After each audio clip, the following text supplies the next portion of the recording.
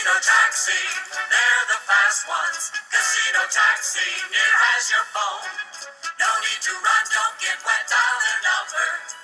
429-6666 or 425-6666.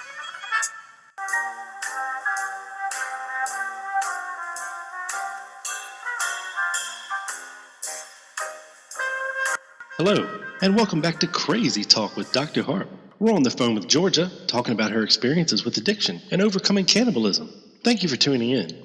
Now, before the break, Georgia was telling us how she used to enjoy eating human flesh. Yes, but I've stopped all that. I'm a vegetarian now. But you still get cravings. Isn't that why you're calling tonight, Georgia? Yes, I'm calling because I'm thirsty for human meat. And, well, it's hard to come by, so I'm afraid I might kill again. I'd do anything just to suck the blood out of a pumping heart again. Anything. Listen, you can't go on murdering people. It's against the law. Excuse me. Georgia, I'm going to ask you a question, and I want you to be honest with me. Are you eating someone right now?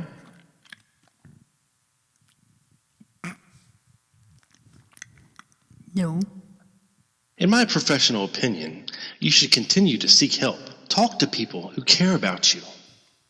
I already ate all the people who care about me. No, don't eat them, you dummy. Talk to them. You should be on medication. Perhaps I will eat your spleen.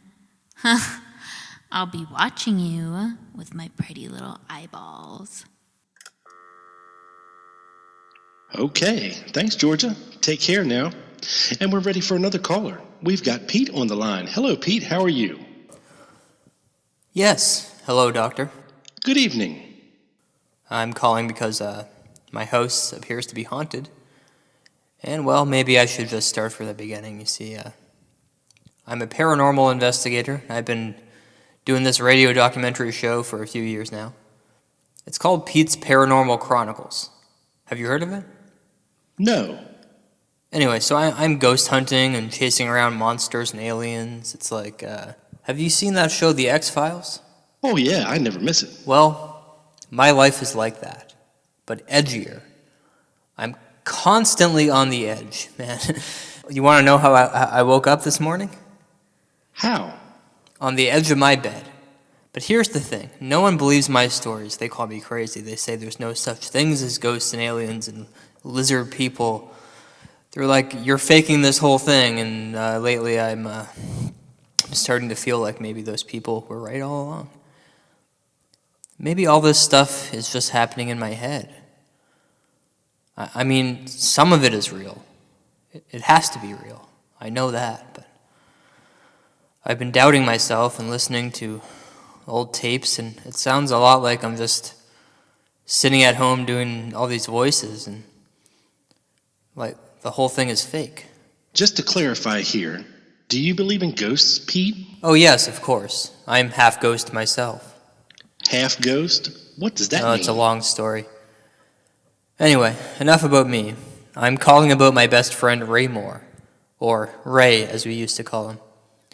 He was murdered last year, and, well, he's back. Ray's ghost is haunting me.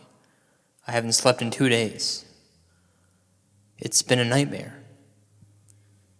I hear his dying breath every time I close my eyes.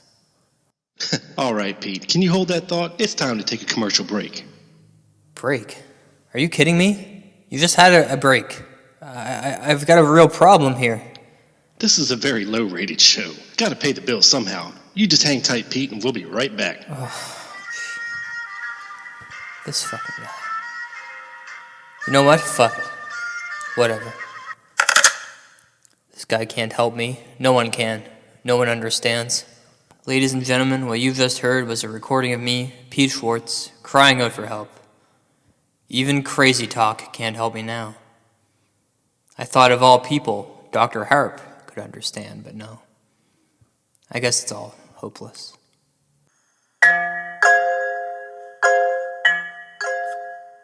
Welcome back to Pete's Paranormal Chronicles. This is Pete Schwartz. Tonight's episode is a classic ghost story.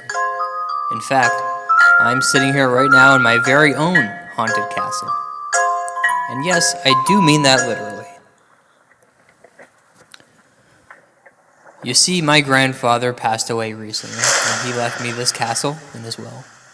So yeah, I live here in a haunted castle now. It's pretty cool. It has doors with walls behind them and hallways that lead to nowhere, which is actually kind of annoying, but hey, beats living in a van. A lot more space than I'll ever need, but it's home for now. And I was happy at first to be living here. It's nice. I slept like a log the first night. Spent the next day unpacking and getting settled in. It wasn't long before weird stuff started happening. Doors slamming shut on their own, mournful wailing from the backyard. And I think it was on the third night around 3 o'clock in the morning when I saw him standing there at the foot of my bed, watching me sleep. His long hair, his beady eyes, his dopey smile. He looked just as he did that afternoon in the graveyard, the last time I saw him alive.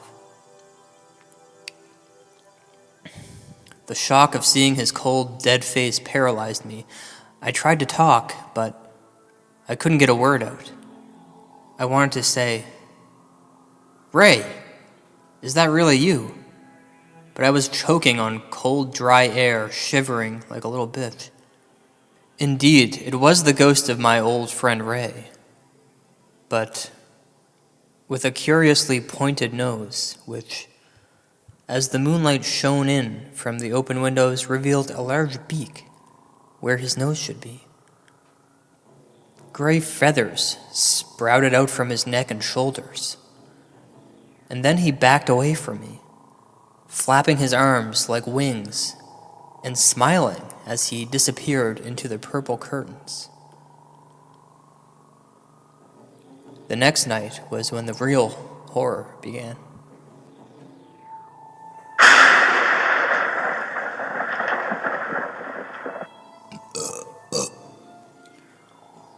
Once upon a midnight dreary, while I pondered, weak and weary, over a quaint and curious volume of forgotten porn, while I nodded after fapping, suddenly there came a tapping,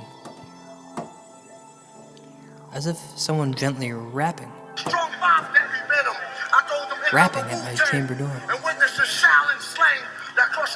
"'Tis some Jehovah's Witness," I muttered, tapping at my chamber door. Only this and nothing more. Distinctly I remember it was in the bleak December, and each separate dying ember wrought its ghost upon the floor. Eagerly I wished the morrow, vainly I had sought to borrow from my books surcease of sorrow, sorrow for my lost Raymore, for the rare and radiant buddy whom the angels named Raymore, nameless here forevermore. And the silken, sad, uncertain rustling of each purple curtain thrilled me, filled me with fantastic terrors never felt before. So that now, to still the beating of my heart, I stood repeating, "'Tis some witness of Jehovah, entreating entrance at my chamber door. Some late visitor, entreating entrance at my chamber door." This it is, and nothing more. Presently my soul grew stronger, hesitating then no longer. "Sir," said I, "or madam, truly your forgiveness I implore. But the fact is I was fapping, and so gently you came rapping. And so you assholes came tapping at my chamber door, that I scarce was sure I heard you. Here I opened wide the door,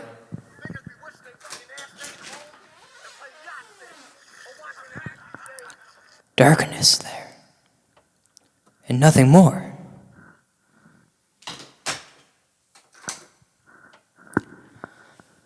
Deep into that darkness peering, long I stood there wondering, fearing, doubting, dreaming dreams no half-ghost dared to dream before. But the silence was unbroken, and the stillness gave no token, and the only word there spoken was the whispered word, Raymore. This I whispered with an echo, murmured back the word, Raymore. Merely this, and nothing more. Back to my precious pipe, turning, all the weed within it burning. Soon again I felt a yearning somewhat stronger than before. Surely, said I, surely that is something at my window lattice. Let me see, then, what thereat is, and this mystery explore. Let my heart be still a moment, and this mystery explore. 'Tis the wind, and nothing more. Open here I flung the shutter, when with many a flirt and flutter, in there stepped a stately pigeon of the saintly days of yore. Not the least obeisance made he, not a minute stopped or stayed he, but with mane of lord or lady, perched above my chamber door, perched upon a bust of Pallas, just above my chamber door, perched and sat like a little whore. Then this dirty bird beguiling my sad fancy into smiling, by the grave and stern decorum of the countenance it wore. Though thy crest be shorn and shaven, thou, I said, art sure no smidgen, ghastly grim, an ancient pigeon wandering from nightly shore. Tell me what thy lordly name is on the Nova Scotian shore. Quoth the pigeon, it's me, Raymore. Much I marveled this ungainly fowl to hear discourse so plainly, though its answer little meaning, little relevancy bore. For we cannot help agreeing that no living human being ever yet was blessed with seeing bird above his chamber door, bird or beast upon the sculptured bust above his chamber door, with such stupid name as Raymore. But the pigeon, sitting lonely on the placid bust, spoke only that one word, as if his soul in that one word he did outpour.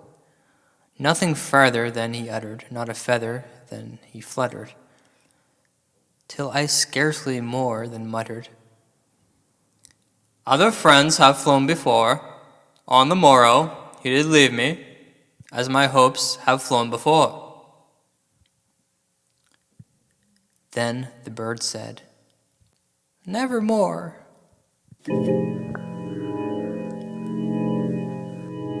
But the pigeon, still beguiling all my sad soul and smiling, straight I wheeled a cushioned seat in front of bird and bust and door.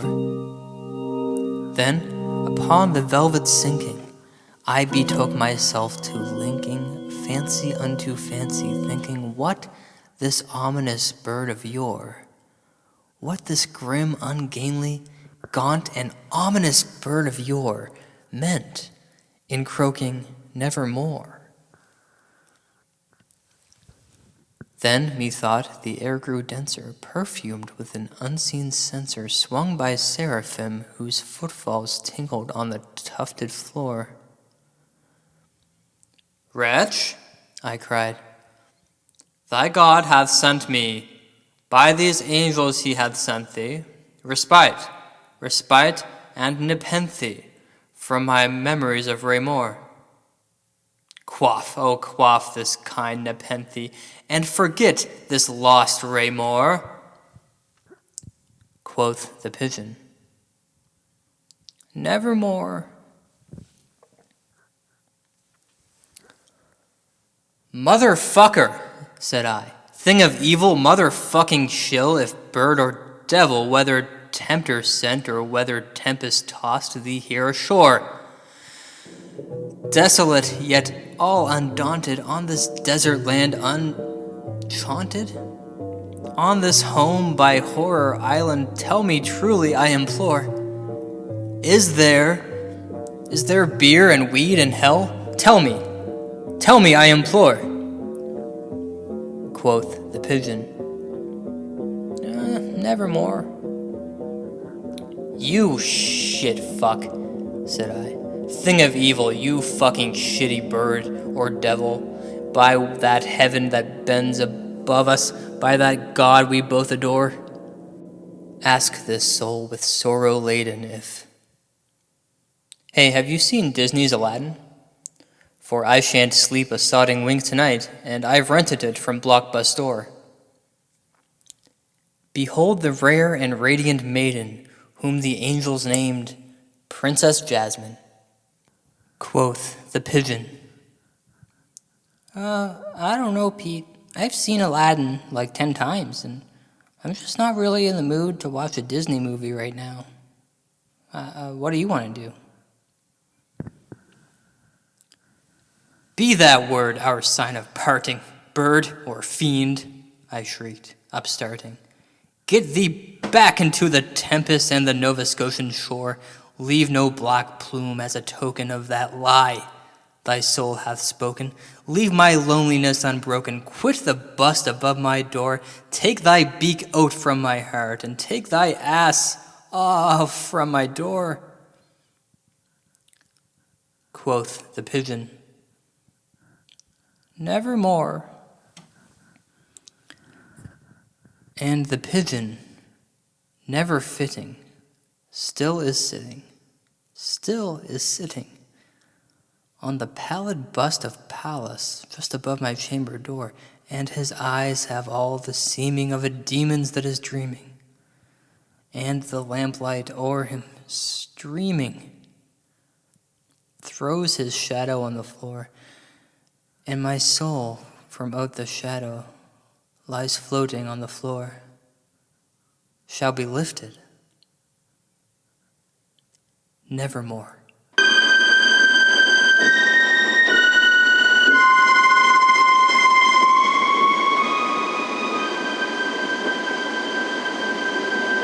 And so, that pretty much sums up the situation, brings us up to date, folks. My dead best friend has somehow been reincarnated as a pigeon or something. And he won't leave my house, and it's been like 7 straight days now. 7 days and 7 nights of the same shit, and I want to kill myself, actually. You have no idea how infuriating this is. Ray will not shut up, and the worst part is I keep asking him if he wants to hang out or, whatever, and he says the same thing every time. Nevermore, nevermore. He doesn't want to do anything, ever. Like this morning, I thought, okay, well, he's a bird, so maybe he'd be into doing some bird stuff. So I tossed some seeds on the floor for him. I built a birdhouse, put it on the balcony. Nope. Nevermore, nevermore. It's like I can't win with this guy. And you know what? He was the same way when he was alive. It's just like how it's always been. Always such a downer, always the naysayer, always looking for an excuse not to do this or that. Fucking loser. That's what he is. Fuck you, Ray. I hate you, Pete. You're the worst friend I ever had. Then why don't you leave? Get out of my house. I don't want you here. I never wanted you here.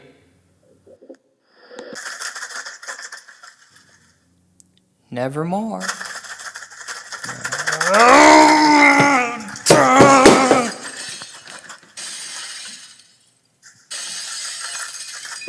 Get back here. Get back here.